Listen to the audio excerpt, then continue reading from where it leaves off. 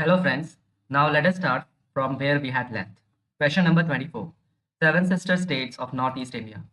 हमें पता है there are seven sister states. यहाँ पर चिकन नेक है। ये नेक बहुत इंपॉर्टेंट है जियो पॉलिटिकल स्ट्रैटेजी के हिसाब से। चाइना है इधर, इधर नेपाल है, इधर भूटान है, इधर बांग्लादेश है एंड ये चिकन नेक है विच इज़ हेयर। यहाँ पर थोड़ा सा बिहार है एंड यहाँ पर वेस्ट बंगाल है। सो कहीं ना कहीं West Bengal becomes a much more important state here and ये basically West Bengal seven sisters में नहीं आता। Even Sikkim is also not included in seven sisters. हाँ, हमें लगता है कि सिक्किम है सेवन सिस्टर्स बट एक्चुअली में सेवन सिस्टर में नहीं आता है, राइट। तो अगर ये नेक ले लिया चाइना ने तो ऑटोमेटिकली ये सारे स्टेट्स चाइना के ही हो जाएंगे because Bangladesh is also in support of China somehow, right. That's a geopolitical situation. Let us move to the question. So here there are seven sisters. हमें पता है कि सेवन सिस्टर्स हैं, राइट। हमें यहाँ तक कि स्टेट के नाम भी पता होते हैं बट कहाँ पर है ये थोड़ा प्रॉब्लमेटिक हो जाता है, हम लोग इमेजिन करने में जाते हैं। But actually here if we can see, here it is Arunachal Pradesh. उसके नीचे है नागालैंड, राइट, नागालैंड। उसके नीचे है मणिपुर जहाँ पर कन्फ्लिक्ट चल रहा है लगभग 1-2 साल से, राइट। कौन से दो कम्युनिटी के बीच में कन्फ्लिक्ट चल रहा है, let me know in the comment section. And यहाँ पर है मिजोरम एंड उसके बाद है त्रिपुरा विच इज बेसिकली तीनों साइड से घिरा हुआ है बांग्लादेश से, है ना। एंड उसके ऊपर है मेघालय और यहाँ पर है आसाम, राइट। हमें पता है अरुणाचल प्रदेश में कैपिटल ईटानगर है, नागालैंड का कोहिमा है, मणिपुर का है इम्फाल, मिजोरम का है आइजॉल, त्रिपुरा का है अगरतला, मेघालय का शिलांग एंड आसाम का dispute which is Guwahati, right. So here are the seven sisters that we have to remember. हमें पता है Khelo India youth games, right, ये हैपन हुआ होता है in all the seven sisters लेकिन एक्सेप्ट मणिपुर को छोड़कर। क्यों? क्योंकि हमें पता है यहाँ पर दो कम्युनिटी के बीच में कन्फ्लिक्ट चल रहा है, ड्यू टू दैट यहाँ पर नहीं हो पाया। Now let us talk about Sikkim. Sikkim हमारा एक स्टेट नहीं था, वो एक इंडिपेंडेंट स्टेट था। But what happen in 1974 35th constitutional amendment के तहत सिक्किम को एसोसिएटेड स्टेट बना दिया गया। Then after in 36 constitutional amendment act in 1975 Sikkim को ऑफिशियल स्टेट में ला दिया गया। सो ऑफिशियल स्टेट कब बना? 1975 में 36 कॉन्स्टिट्यूशनल अमेंडमेंट एक्ट के तहत। एंड एसोसिएटेड स्टेट कब बना? 1974 में 35th कॉन्स्टिट्यूशनल अमेंडमेंट एक्ट के तहत, राइट। सिक्किम एंड इसमें डायनेस्टी कौन सी रूल करती है? Chogyal dynasty, that we have to remember. ये क्वेश्चन बहुत आता है। चोग्याल डायनेस्टी यहाँ पर रूल करती है।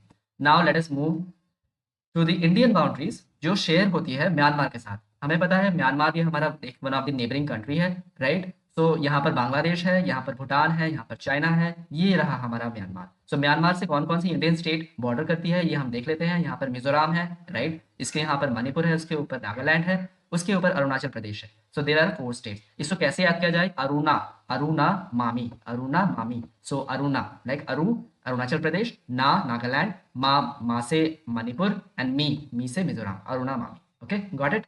सो this is how we have to remember. Now Tripura हमें पता है कि surrounded by Bangladesh from 3 side. I already told you about it. So here 3 sides. This is Tripura, it's the Bangladesh. So it is surrounded by Bangladesh from 3 sides. Now let us come to the question number 25th. Unit used for measuring the amount of substance. Okay, the amount of substance को measure करने के लिए unit कौन सी unit बोली जाती है? So this is mole। और 1 मोल जो होता है वो 6.022 into 10 to the power 23 and which is also called as Avogadro's number। Now come to the light year. Light year हम ज़्यादातर कंफ्यूज होते हैं बच्चे की लाइट ईयर स्पीड को हम लोग उससे नाप रहे हैं। ऐसा कुछ नहीं है। लाइट ईयर बेसिकली डिस्टेंस को नापा जाता है which is a celestial distance, right. And parsec जो होता है वो bigger than unit than light year. Light year से बिगर यूनिट होता है पार्सेक। पार्सेक को हम लोग नापते हैं in order to know the different kind of universe as well, right. उसके मतलब नापने के लिए पार्सेक को हम लोग लाते हैं। Now quantity, unit, symbol. Length, length का होता है metre, symbol M, right. Mass का किलोग्राम एंड केजी, टाइम का second, S electric current ampere, A temperature kelvin, K luminous intensity candela, C D amount of substance mole, mole and 1 mole is equals to 6.022 into 10 to the power 23 23 what 23 particles, right, particles, 23 particles। so 1 mole is equals to 6.022 into 23 particles। now come to the in order to find Kelvin, degree Celsius plus 273, इसको करने के बाद हम kelvin को पा सकते हैं। सो ये एक फॉर्मूला होता है जहाँ पुट करने पर हम डायरेक्टली पा सकते हैं। एंड अगर डिग्री सेल्सियस को पाना है फ्रॉम केल्विन तो इससे इसको माइनस कर देना है। And degree Fahrenheit is equals two degree Celsius into 9/5 plus 32, right. And degree Fahrenheit को इक्वल डिग्री सेल्सियस जब करेंगे वो कब होगा? जब -40 डिग्री सेल्सियस होगा। That is we have to remember. Now come to the question number 26. Sericulture related to rearing of silkworm. Rearing of silkworm को कहा जाता है sericulture. Related to forest, that is silviculture. इसमें क्या होता है, technique to grow forest in the urban areas also called as, which is called as Miyawaki technique, है ना। इस टेक्निक को मियावाकी टेक्निक कहा जाता है। एज वी नो दैट इसकी नीड क्यों पड़ती है, बिकॉज हमें पता है ग्लोबल वार्मिंग हो रहा है, क्लाइमेट चेंज हो रहा है, एंड उसकी वजह से ऑटोमेटिकली ट्रीज भी कहीं ना कहीं हम लोग काट रहे हैं in order to have a profit. So उसको बैलेंस करने के लिए, उसको कार्बन एमिशन को बैलेंस आउट करने के लिए we need trees, because carbon को सिंक करने में ट्रीज का बहुत ज़्यादा अच्छा महत्व होता है ना। सो अर्बन एरियाज आजकल बहुत बढ़ रहे हैं बिकॉज ऑफ पॉपुलेशन बढ़ रही है, हमारे टेक्नोलॉजी बढ़ रही है, इवन रहन सहन का सब कुछ बदल रहा है हमारा। तो उसकी वजह से हमारे अर्बन एरियाज भी बहुत ज़्यादा बढ़ रहे हैं। Urban areas in the sense जो सिटी एरियाज होते हैं, राइट। दिल्ली में चले जाओ, दिल्ली में तुमको पेड़ दूर दूर तक नहीं दिखेगा कुछ कुछ जगह पर, और कुछ कुछ जगह पर बहुत पेड़ दिखेंगे। So it depends. तो अर्बन एरियाज इतनी मतलब ट्रीज ही नहीं होते वहाँ पर, तो वहाँ पर ट्रीज लाने के लिए, फॉरेस्ट को बिल्डअप करने के लिए अर्बन एरियाज में उस टेक्निक को बोला जाता है मियावाकी टेक्निक। एंड एपीकल्चर जो होता है वो रियरिंग ऑफ बीज, है ना, मधुमक्खी का रियरिंग करने को बोलते हैं एपीकल्चर। फिशेस को रखने को बोलते हैं पिसिकल्चर। गार्डनिंग जो होता है वो हॉर्टिकल्चर होता है। There is a term golden revolution which is related to honey. Honey का भी प्रोडक्शन को भी गोल्डन रिवॉल्यूशन कहते हैं, एंड हॉर्टिकल्चर को भी कहते हैं गोल्डन रिवॉल्यूशन, याद रखना। नाउ जूट, जूट जो होता है वो गोल्डन फाइबर होता है ना। थोड़ा उससे क्या होता है, बोरी वगैरह बनती है, जो हम बोरी देखते हैं ना, बोरी ले जाते हैं हम लोग, तो बोरियां जो होती है वो जूट जूट प्रोडक्शन। एंड जो जूट होता है वो उसका लार्जेस्ट प्रोड्यूसर है इंडिया। एंड इंडिया में भी कौन सा स्टेट है, वेस्ट बंगाल। तो लार्जेस्ट एक्सपोर्टर कौन सा है, बांग्लादेश। वो जो पेपर होता है वो लिचन से बना होता है। तो लिचन जो combination of algae plus fungus, इन दोनों के सिम्बायोटिक रिलेशनशिप से ही लिचन बनता है। ये it's also best indicator of pollution as well. And algae की स्टडी को बोला जाता है फाइकोलॉजी, स्टडी ऑफ फंगस को बोला जाता है माइकोलॉजी। फर्स्ट लिचन पार्क जो है वो उत्तराखंड में है। ब्रायोफाइटा, ये एम्फीबियंस ऑफ प्लांट किंगडम इसको कहा जाता है, ब्रायोफाइटा को। इस यहाँ पर जो फनेरिया है वो बिलोंग करता है ब्रायोफाइटा से, राइट। इसको मोसेस भी कहा जाता है फनेरिया को। इसके एग्जाम्पल्स हैं मर्चेंटिया, रिंकिया, hornwort, liverwort. Now comes to the green algae.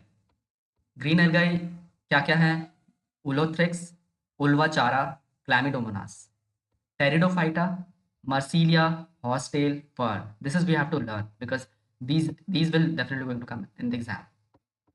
Now comes to the question number 28. Youngest president of India.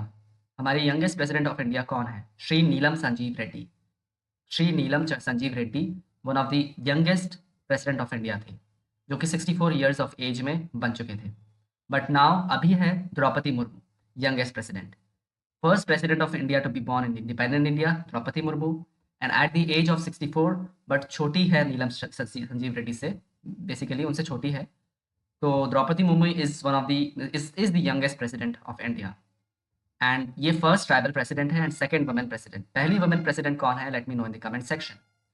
Longest serving president जो है वो doctor Rajendra Prasad, which also first president of India, independent India. Okay, Dr. Rajendra Prasad in 1950 to 62. And longest serving vice president है Dr. S. Radhakrishnan, and second president. Zakir Hussain is the third president, who basically died in the office. That is what. ये question आता भी है. Now let us come to the question number 29, which talks about Gobi Desert. It is in Asia and at the border of China and Mongolia. The world's largest desert is Antarctica, that is cold one, and Sahara is the warm one. North west of Aravalli. Okay, north west of Aravalli हमारे India में है जो desert है, which is also known as Thar desert India का। तो India's great Indian desert and cold desert is in Ladakh. Now comes to the question number 30. Freedom is my birth right and I shall have it, who basically told it, who basically said this. B G Tilak, that is बाल Gangadhar Tilak. Title Lokmanya Tilak. Father of Indian unrest, said by Chirol. Chirol जो थे उस time के britisher थे, उन्होंने कहा था कि it's the father of, he is the father of unrest, Indian unrest, because वो कहीं ना कहीं हरकत करते रहते थे। तो give me blood, I shall have it, I shell give you freedom, ये कहा था सुभाष चंद्र बोस ने। दिल्ली चलो, सुभाष चंद्र बोस ने कहा था। एंड न्यूज़पेपर जो था बीजी तिलक का वो मराठा और केसरी। इंग्लिश में मराठा था एंड केसरी जो है वो मराठी में, और मराठा जो था वो इंग्लिश में। होम रूल लीग, ये बेसिकली 1916 में आया था पुणे में। कौन लाए थे, बीजी तिलक लाए थे। एंड बुक जो है आर्कटिक होम टू वेदास इन्होंने लिखी थी। Ganpati and Shivaji festival in 1890s start किया था इन्होंने, जो कि महाराष्ट्र में अभी तक बहुत ज़्यादा धूमधाम से मनाया जाता है, जो हम देखते हैं। And now there is a homework question, founder of CPI party M N Roy, like founder of CPI party कौन है? वो है एम एन रॉय। सीपीआई मतलब communist party of India, which was formed on 26 December 1925। And M N Roy जो है इन्होंने found किया था सीपीआई को इंडिया में। एंड अदर कौन कौन थे? Evelyn Trent, Abani Mukherjee and M P T Acharya. So इन्होंने फॉर्म किया था सीपीआई पार्टी को। फेमस स्लोगन्स ऑफ इंडिया है इनकलाब जिंदाबाद, ये भगत सिंह जी ने कहा था। दिल्ली चलो, ये सुभाष चंद्र बोस जी ने कहा था। डू और डाई, करो या मरो, ये महात्मा गांधी जी ने कहा था। जय हिंद, ये सुभाष चंद्र बोस जी ने कहा था। पूर्ण स्वराज, ये जवाहरलाल नेहरू जी ने कहा था। हिंदी, हिंदू, हिंदुस्तान, ये भरतेंदु हरिश्चंद्र जी ने कहा था। बैक टू वेदास, ये दयानंद सरस्वती जी ने कहा था। एंड आराम हराम है, कास्ट ऑफ योर लेजीनेस, ये जवाहरलाल नेहरू जी ने कहा था। So here we have completed our all 30 questions of particularly one note, first note of Parmar SSC. So let us meet to the next part 2 of the note of the Parmar SSC. So bye.